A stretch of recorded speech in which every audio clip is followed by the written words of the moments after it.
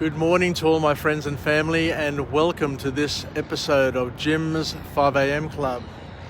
Christos Anesti. To all my Greek Orthodox and Eastern Orthodox friends, and everybody else as well. For those who are not aware, Christians from many years ago traditionally say Christos Anesti, Christ is risen, for the 40 days that follow Easter Sunday, and they keep on saying it. They keep on greeting each other with Christos Anesti up until Ascension Thursday. And the reason for that is that following the resurrection, Jesus was with his people, teaching, guiding, comforting for 40 days. And the Greeks and the Eastern Orthodox Christians keep that memory alive and keep on affirming that for the 40 days. And it's a wonderful thing to do. So let's go on a walk and talk. As you can see, it's a glorious Sydney morning. It is overcast and we've got rain scheduled for the next 2 or 3 days. But it's mild. There's no breeze. As you can see on the harbour bridge there, the flags are limp. So it's one of those really still, quiet mornings. And it's just magical here. So what we'll do is we'll go on a walk and talk, and the book that I want to go through today, the book summary that I want to take you through, is entitled Hardwiring Happiness by an author named Rick Hansen. As you can see, we've got the Queenscliff kicking off her morning run, and she's heading to Manly. It's close to 6 o'clock in the morning, and look at her in all her majesty, all her glory, just humming along. What a beautiful day it is today to be on the water.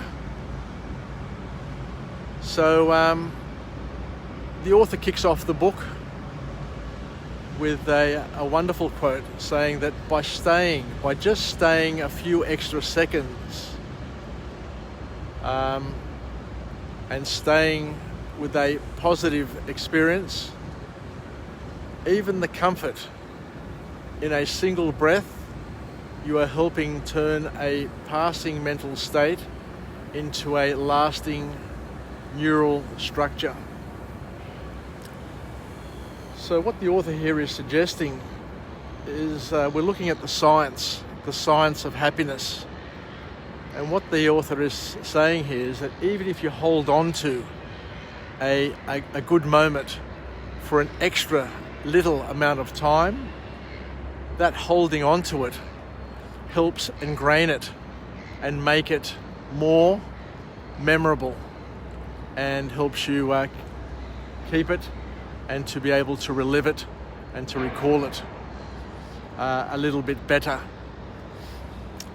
So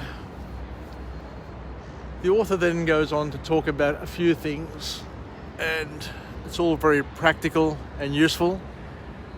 And he says that we need to learn to accept the things that we can't change. And I guess we all start to realise that as we get a little bit older, because we spend a lot of time fighting with others, and also fighting ourselves to try and change things that you just can't change.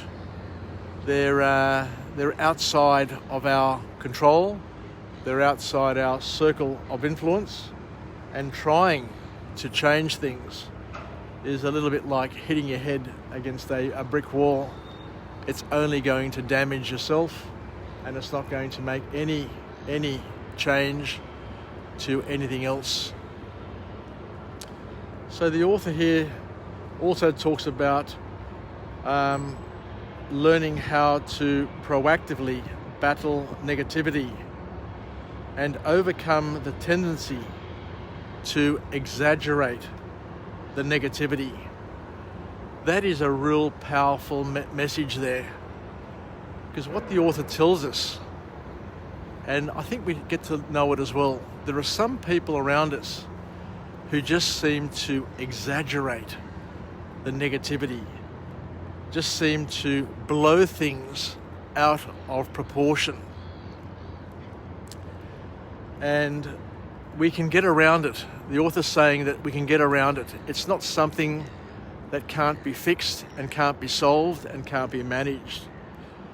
But some people, not all people, tend to have a wiring of their brain which makes them more negative than most, and they tend to exaggerate the worst case scenarios and look at things and read into things a lot more than most people. So it's all about this obsessiveness with negativity and learning how to stop being overly obsessive about any negativity that may be occurring in our lives. So how do we deal with this? How do we use this? How do we learn from it? So the author says that we basically have a part of our brain called the amygdala, and the word amygdala is a Greek word which means almond. So it's probably the size of an almond and the shape of an almond, and it's in your brain, and it's the part of your brain where you look for danger. So it's your danger radar. It's the radar that we've been hardwired with to look for dangers, to look for problems. So the author says that we have two types of people, or two types of amygdala. We've got the type which is a happy amygdala, and we've got the one which is a sad amygdala. Pretty simple sort of way of looking at it, but it's a powerful way of understanding it. So what we're saying is that some people are hardwired to look more so for negativity, and others are hardwired to look for happiness and joy. So what he says here is that if you have a sad amygdala, you react stronger to the negative events. So a call to action is to spend less time obsessing over negativity. And an example is, you get 100 good reviews, you get 100 good comments on Facebook, and yet you get the one bad comment and you'll spend all your bloody time obsessing over that one negative comment. Now, we've got family members, we've got friends. We can have an event and it's an absolute cracker of an event, a wonderful weekend, a wonderful time, and yet they will obsess, they will focus over the one negative thing that happened and completely forget, completely write off all the good things that happened. So some people have a tendency to disproportionately focus on the negative. And it's important to understand that. They have a tendency to disproportionately focus on the negative, which means that they're taking things to heart and they're taking it out of context. So this tendency that we have, or some people have, to focus on the negative is built into us, is wired into us, and is a remnant from the times where negativity could have killed us.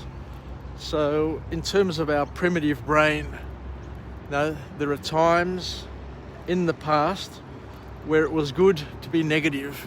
It was good to be always looking out for things that were going to harm us, our family, our tribe, and things that could have killed us.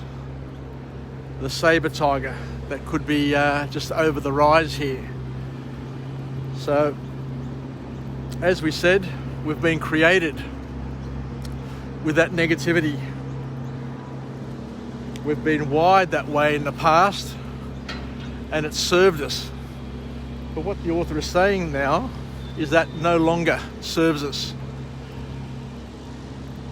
And we need to understand that, to manage it, and to deal with it. Because today, reality is that most threats won't kill you. But the interesting thing, the thing that we need to understand is that our brain doesn't understand it. Our brain still is wired in a way to think that dangers, both real and imagined, are going to cause us damage and are going to harm us. And in order to protect us, that's why we become negative. So I'm up here on the Opera House now, and as you can see, there's a bit of work happening over here. So some renewal happening, so it's all closed off. So let's go over this side over here. So, and we need to understand that there are differences among us. We need to understand that because the fear center of the brain, the amygdala, comes in the two forms, the happy amygdala and the sad amygdala. And the happy amygdala stimulates, this is quite technical now, so I don't want to pretend that I understand this, but they say that the happy amygdala stimulates nucleus accumbens, which are chemicals which enable goal fulfilling. So they motivate us, they make us ambitious, they make us optimistic. Whereas the sad amygdala basically focuses us on worry and anxiety. It stimulates hormones in our bodies such as cortisol, adrenaline, and all the stress hormones which throw us out of whack. So most people are wired, believe it or not, what do you think they're wired with? A happy amygdala or a sad amygdala? The author here says that most people have a sad amygdala, but it's not set in stone. It can be changed and it can be altered, which is something which is, I guess, encouraging, and it can serve us. So let me just do a 360 here so you can see where I am. As you can see, I'm up here at the Opera House, and it's a different angle. So it's really powerful though to understand that most people are wired with a sad amygdala, so they're always going to be looking for the negativity in things and overreacting to negativity at the same boot. I guess the worst thing is working for a manager who has a sad amygdala, and all they do is just overreact to negativity. But the way you change your amygdala, the way you rewire it, according to the author, is that you keep on reminding yourself of the positive events in your life. And one way to do it is to have a good year box. So here's a technique that we can incorporate in our daily lives to help us improve the way we see the world, and then help shape the amygdala to give us an opportunity to be more serving. Because we've learnt time and time again that the brain never stops growing, as do our ears and nose. So the brain keeps on growing, keeps on changing shape, depending on how you use it. So the more you use it, the better it gets, regardless of the age. So that's something which is also empowering, I would imagine, to all of us, especially to those who are now into their 60s and hopefully getting into their 70s and 80s. Your brain keeps on growing. So don't give up hope and don't stop learning and keep on using your brain, because what you don't use, you lose. So it's never too late, according to the author, to change your brain and its structure. So we need to focus on positive experiences. And as we said here, we can have a plethitude of positive experiences, and yet some people will just simply focus on the one or two negative experiences that they've had. So you need to tone down, where possible, your sad amygdala. And the way we do this is we need to remind ourselves over and over again and just simply focus on the good things. Like it's just common sense, and yet people don't get it. Lots and lots of people don't get it. So we need to focus on the good things, and the way we do it, as we said before, is by using a thing called a good year box, by focusing on the good things. So the author then suggests that we keep a shoebox, and at the end of the day we sit down and go through all of the things in our day that were positive, and we write them down on pieces of paper, separate pieces of paper, and then we pop them in the box. Pop them in the box, and then over time what we do is a lot of these positive messages, a lot of these positive events, happy times accumulate in this box, and then we just go through and just look at it every now and then and remind ourselves how wonderful our life has been. The last point to come out of the book from this author is the importance to be generous, because the author says that we mustn't be cheap. If you're a cheapskate, you're going to be miserable. If you're a cheapskate, you're going to create misery to those around you. And in order to create good times, you need to be generous with yourself and those around you. So don't be cheap. Don't be cheap is the call to action from this author. And the importance is to create shared moments with friends and family, which means making time, spending money, and being creative. And don't, opt out of life, opt out of opportunities, and opt out of being connected. So I think I'll leave it there. So thank you very much for joining me on this wonderful, wonderful morning. I'm down here at the Opera House, and as you can see, there's a bit of restoration work happening. We've got a crane down here doing some works. We've got there are cranes everywhere in Sydney. If you look around the horizon there are just cranes everywhere. That side over there with the 3 cranes on top is where I'm currently working. It's a 56-story building. It's going to be 280 metres tall.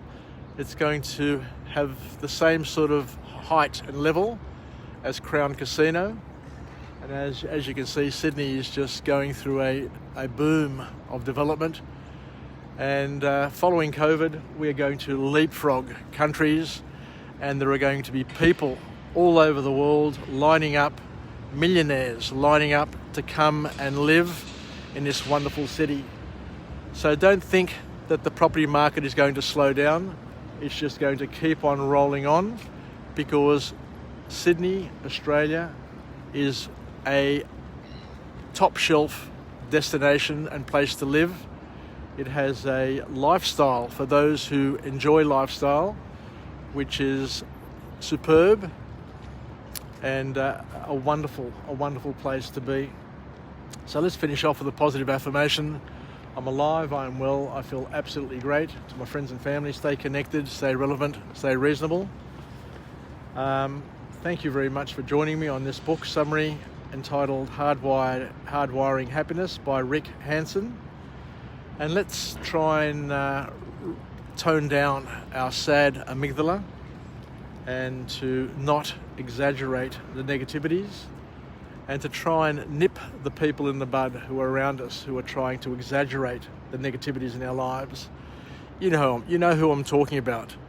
It's the fearmongers, the people who are talking about and creating fear, uncertainty, and doubt by the misinformation that they're pushing. The purveyors of fear, the ones who are talking about conspiracy theories all the time. Steer clear of them. Turn down their volume.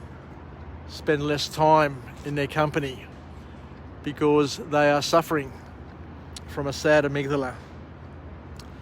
And they're wired that way, but they can improve. They can get better by having their good yearbox and by focusing on the positive. But as we know, there are some people who potentially could be lost causes. So don't spend too much time trying to change them. Invest the time in improving yourself and making the most of what you know and what you experience in life, so that you can have a happy life and make the most of what you have. So yasas, take care. Enjoy the rest of the day. May we get through this morning, get through this day. May we be the wind beneath our wings, the wave beneath our board, the zephyr that bellows our sails. And we've got some magnificent sails here with the Opera House. And may we be the propeller, the turbines that guide us in the direction where we want to head.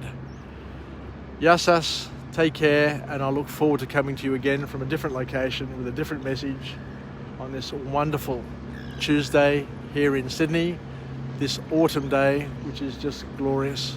Bye for now. Ciao.